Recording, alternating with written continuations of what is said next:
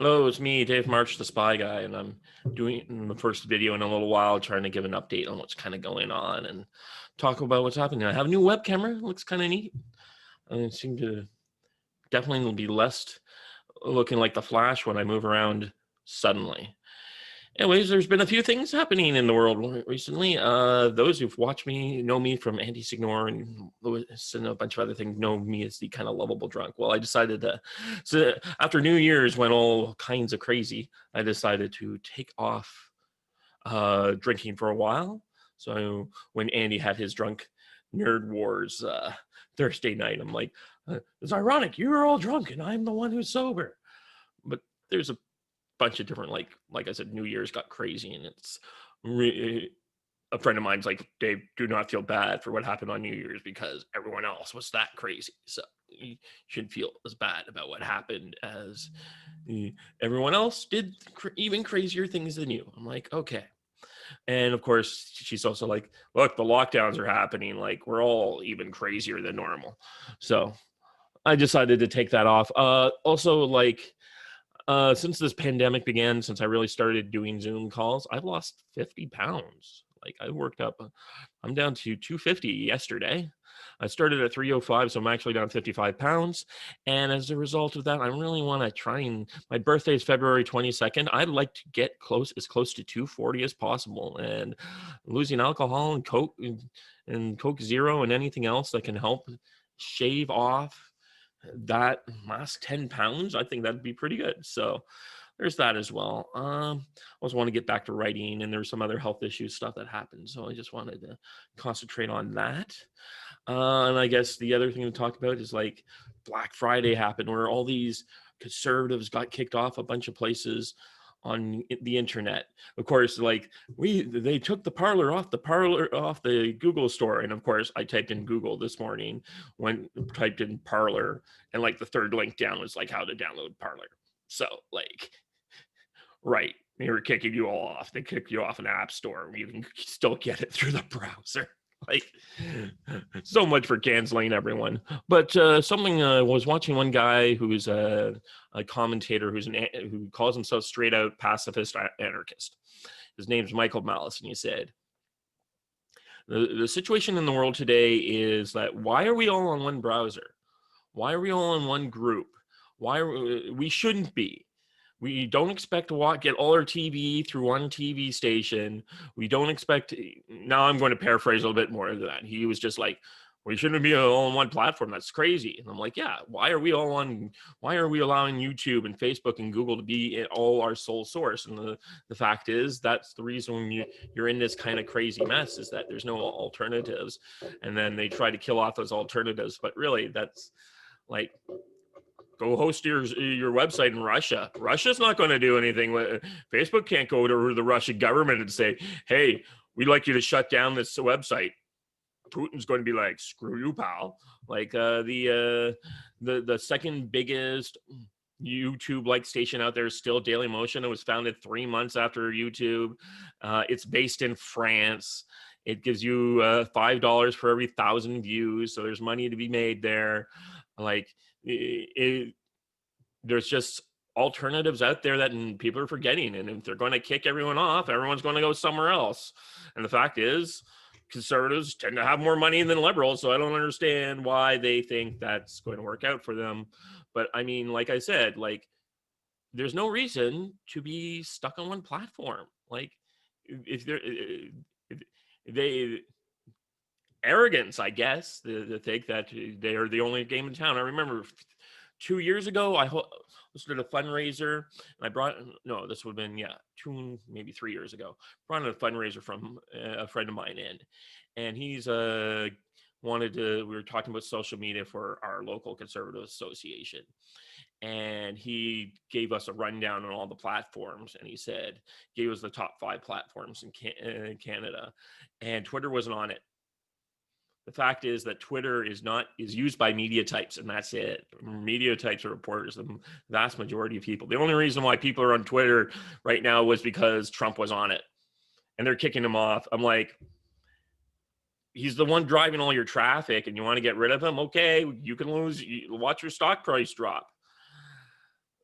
if these guys just want to kick you loose, there's plenty of other places to go. I'm monetized on Rumble. Anyways, like enough time, like it would, according to Facebook or YouTube or anything else, I have to get 1,000 subscribers. I have to get 4,000 watch hours. I have to do all this stuff. All I had to do on Rumble was to tell them to monetize it, and they monetized one of my videos. My review on that book, This Town, got monetized. I haven't got any money from it, but it's out there for people to do. And if you just want to go on Rumble or go on Daily Motion and do other things, like my understanding, the Daily Motion platform is way better than Rumble. Anyways, and there's nothing.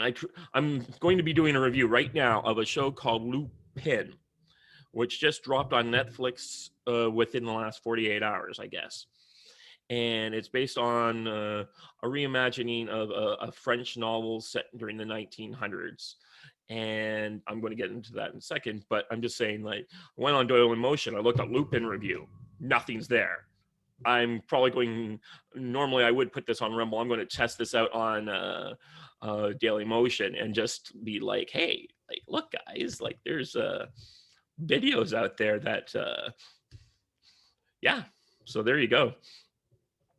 And a little babbling there, but there's alternative platforms out there that you can go to and try and make money on, and you don't have to feel obligated to be stuck on YouTube, which is doing, like, everyone's complaining about them destroying their channels and not giving them views. And it's like, there are other places like Rumble and that will monetize you, give you stuff.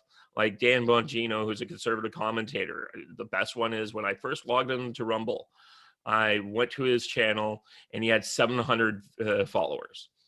And on YouTube, he had like 300,000. And after when I went back to Rumble to post my first video, like 3 weeks later, he had 800,000 people. Like, they just don't, that's what's happening. There's all these alternatives out there that we're starting to learn about and starting to use.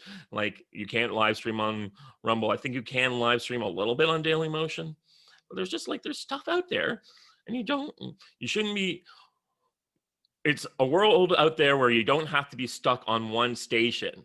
You can be on a lot of stations and get your voice out there. Why waste your time trying to do all these other things?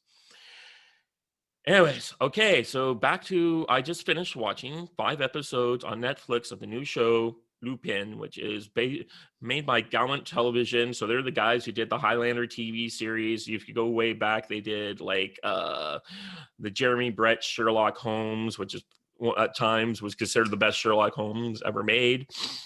So this show is, so Lupin is a French character who is a gentleman thief who has a whole bunch of stories surrounding him created during the early 20th century. And his character, and he was just at the tail end of the Sherlock Holmes series, and apparently, like, he wrote a story where a young Lupin met up with Sherlock Holmes, and Arthur Conan Doyle sued him, and he had to change the name of it. But he's a gentleman thief. He has a million disguises. He has this. He tends to steal from those who do not deserve their ill-gotten gains and gives it to the poor, Robin Hood style story. So I was doing a little research into the show that just dropped. Like I said, just dropped, and I watched the first 5 episodes. The actor is named Cy Bo. Sorry, let me look it up here. Going back to Google, I'm terrible. No, I'm not going to give you a good default. Oh yeah, that's another thing. Like, I'm moving away from getting into, like, I just made Brave my default browser. I was fooling around with Edge a little while ago. Brave is working. I tried Brave way back when it first came out, and it didn't seem to work as well for me. Now it's working a lot better. It's been like, it was like 3 or 4 years ago when I first went on Brave. Now I'm here again.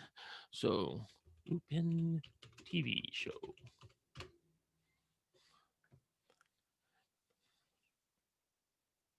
Nope. Keep it. Okay, so there was a really good article, and the guy talking about it. So the main actor, who basically said when he said what Omar Sy, that's his name, and he basically was told, what actor would you, what, if you had any chance to play any role, what would you do? And he said, well, I'm French, so the show I would love to do is a Lupin show. And now he's gotten his chance. He said, like, Lupin is the French James Bond, which is not exactly true, but he's like a James Bond like character, is suave, has all these dances with women and such. So the character in this show is not the actual Lupin. It's in this world, Lupin is just a novel that everyone's read, which is what happens in the real world, but allows this guy kind of like, his father is accused of a crime, and his last gift from his father is a copy of this book, and the stories of Lupin. And then he became obsessed with Lupin, and eventually when he gets into his older as an adult, he bases his life on this fictional character and starts doing thieving schemes and ripping off old rich people and doing all sorts of things. But the first episode starts with Lupin down on his luck, getting a bunch of gangsters to help him steal this necklace so they can all become rich. And I don't want to say too much more than that because I did read the spoiler and I don't want to heavily spoil things for you, but it gets kind of more interesting from there. It's definitely not, people worried about wokeness. It's not woke, it's just French. And the character, Lupin has this character who's Hassan is a Senegalese refugee's son with his father, and he's grown up. Now he's older. He's got a wife and a kid, and he's trying to help them out. Sorry, his ex-wife and kid. And we, through a series of flashbacks, we get to see his story as a child move forward to the present day and gets back and forth through that. The show has had only 5 episodes on Netflix. My understanding is they filmed 5, released it, and are intending to release another film another 5 and release that later. So that's those episodes are either being made now or are in the can. You get to really know the family and get to see this little conspiracy, but it's not like, it's kind of refreshing where the conspiracy is just rich people doing bad things as opposed to secret governments or criminal organizations or CIA, MI6, whatever kind of craziness. It's just like very generic, bad rich people doing bad things, and this gentleman thief coming in and stealing their stuff and making and exposing them for their crimes and using that against them. So I really like this show. I'll give it a 70. It's not the greatest show, I would say, but I'm definitely coming back to watch the rest of it. I'm going to give it a 78 out of 100. I do really recommend people go out and watch this show. I'm going to, like I said, I'm going to dump this one. I normally been putting on Rumble and then Rumble post to other places like YouTube. This time I'm going to just, I'm going to try it on Dailymotion to see how that goes. Yeah. Okay. And maybe I will put it on Rumble and then Rumble share. I don't know. I'm still trying to figure all that stuff out. But hey, this is just my show. And I'm Dave March, Spy Guy. If you like this, like, share, subscribe, or do whatever the heck they do on Dailymotion. Bye-bye.